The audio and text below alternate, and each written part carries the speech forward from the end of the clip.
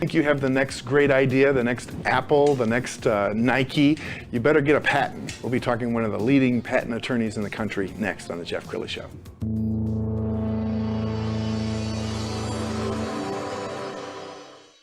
Many are predicting that the worst is yet to come, which is unfortunate, said one person here. Until now, they've been nation's ice spies. Watched a burglar in his home this morning by webcam. As a journalist of over 25 years, stories are what make my world turn. Reporting live from the Dallas newsroom tonight, Jeff Crilley, Fox 4 News. But in 2008, I took the jump from my familiar life and started a PR firm from my home. We're talking about anyone with a camcorder like the one I'm using becomes a television network. We started slowly growing the company, and we now have over 100 clients, and we've branched into the world of live digital broadcasting. I now own 8 different TV studios and have a huge team, and the stories that I now get to share are sometimes the most important of my life. Life has a funny way of coming around full circle. This is the Jeff Crilley Show. Well, this is a country of innovation, and every day someone is coming up with the next best thing since sliced bread. But if they're wise, they get a patent on it. And to talk about that today, Parrish Nordan, he is coming on the show. Yes, thank you, Jeff. I appreciate you having me today. Absolutely. Happy to be here. Well, let's do some kind of 101 stuff. People will sometimes use the expression patent and trademark interchangeably, and they're completely different, aren't they? Yes, they are completely different. First of all, a patent is for an invention rather than a slogan or a mark. So a patent provides you with the right to exclude others from using, making, producing, or selling whatever it is that you invent. Now, a trademark, on the other hand, a trademark provides you with the right to exclude others from using, let's say, a mark, slogan, phrase, any kind of mark or design that can be related to a certain kind of goods or services. But the key is that that mark must, when you see it or when a reasonable person sees it, you must be able to relate it to specific goods and services. So for instance, the Nike swoosh is so iconic. If I took the Nike swoosh and changed it slightly, does Nike still have a claim? Yes, Nike very much has a claim. I believe that a very slight improvement on Nike, which I fully support Nike. They are a very good company and make very good licensing agreements. But yes, if you did make any kind of thing that would cause a likelihood of confusion, and that's one thing that the courts look for in trademark infringement cases, is there a likelihood of confusion?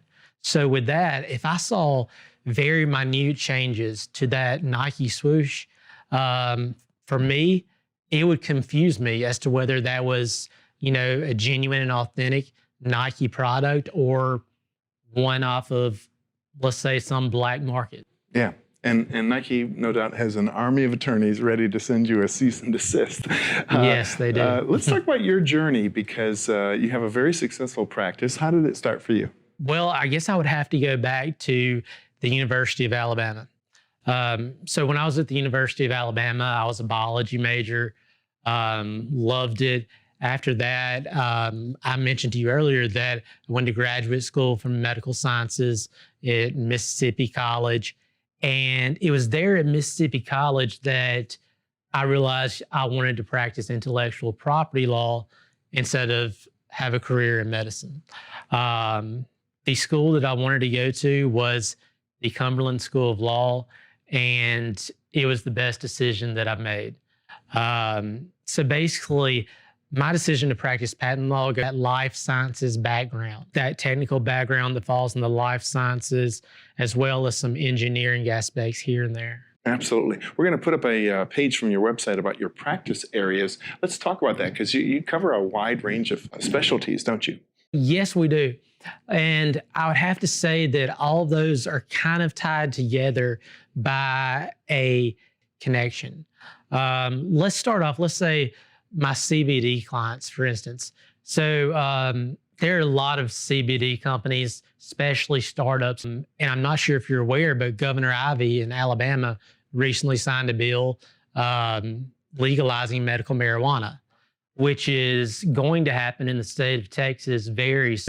The bill has not passed yet.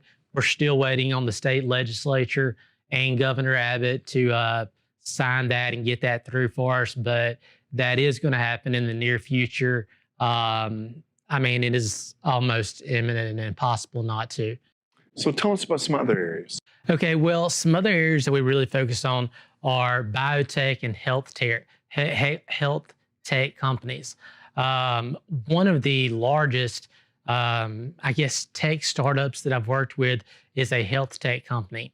And with that company, basically, I came in and did all of the legal compliance, the trademarks, the patents. We had a lot of artificial intelligence and deep machine learning patents in that tech company, including a neural data network. So that is another area that we actually focus on. And let's talk about that. You have a prolific blog. We're going to put that up on the screen. More people want AI patents making prosecution harder. Talk about that one. Okay, well, one thing that is actually making prosecution harder is going back to the Alice v. Mayo case. More people wanting AI patents. We really don't know what the court is going to say. We really don't know if the court is going to say, well, this invention is patentable or this one is not. Now, IBM has given us so many protests, and IBM, of course, holds the most patents in the world. But that is what it comes down to, is it's making prosecution somewhat harder, not only with the court's indecisiveness, where we get into today's technology, especially here in Dallas, with Dallas being America's largest tech and intellectual property hub. You and I were talking before the show, Matthew McConaughey with his all right, all right, all right. If I got a trademark on that, or a patent, I don't know, I guess it would be a trademark. Can Matthew McConaughey come after me and say, hey, you're using my expression, it's been on film, everybody associates it with me? Well, Jeff, that's a very good question. And again, as any attorney would say, that depends on the circumstances. I would not advise that you do that just to find the result. But I mean, when I hear that phrase, I personally do not think of Matthew McConaughey. That is, again, that depends on the circumstances. It would all come down to the goods and services that the trademark application would be related to. So again, when you hear it, it simply comes down to, what would a reasonable person think when they hear that phrase? And I'm going to take this even a little further. Let's look at Google, for instance. Google doesn't have a trademark on their name, but Google is actually trademarked under common law, because when you think of Google, you automatically think of Google. The controversy there comes in is who is allowed to use the term Google.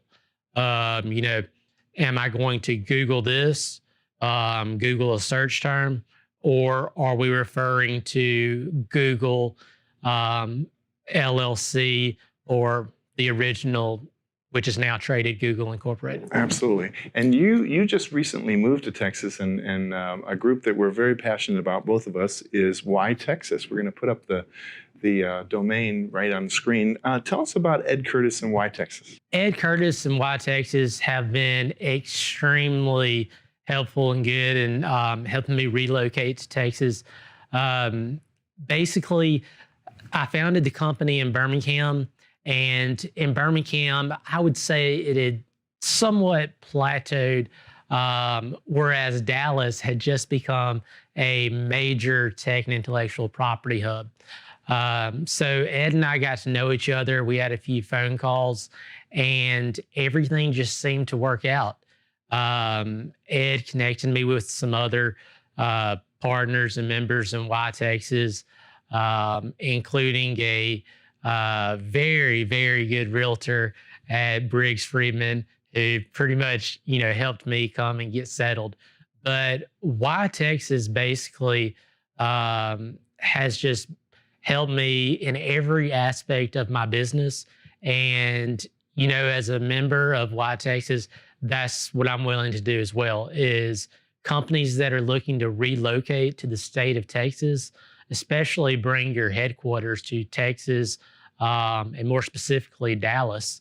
That's what we're here for, is to help, to provide you with the help that other members of Why Texas provided me with. And they make it easy. We only have a couple minutes left. How does somebody know when they need a guy like you? Oh, absolutely. Every company, no matter how small, how big, whether you are still a one-man company, yes, you need an attorney. And what I like to do is come in and collaborate with the in-house counsel. So I will come in, take a small portion of equity, an annual retainer. And basically these companies, they know from the beginning, they have to build that intellectual property portfolio, get the legal compliance, hit the trademarks, hit the patents, the licensing, any franchising, increase the valuation of the company, bring in the revenue, and basically continue to additional rounds of funding. Outstanding. You've been an amazing guest, Parrish Nordan. We're going to put up the website to end the segment. It's nordanlicensing.com. Parrish, thank you for coming on the show. Well, Jeff, thank you so much for having me.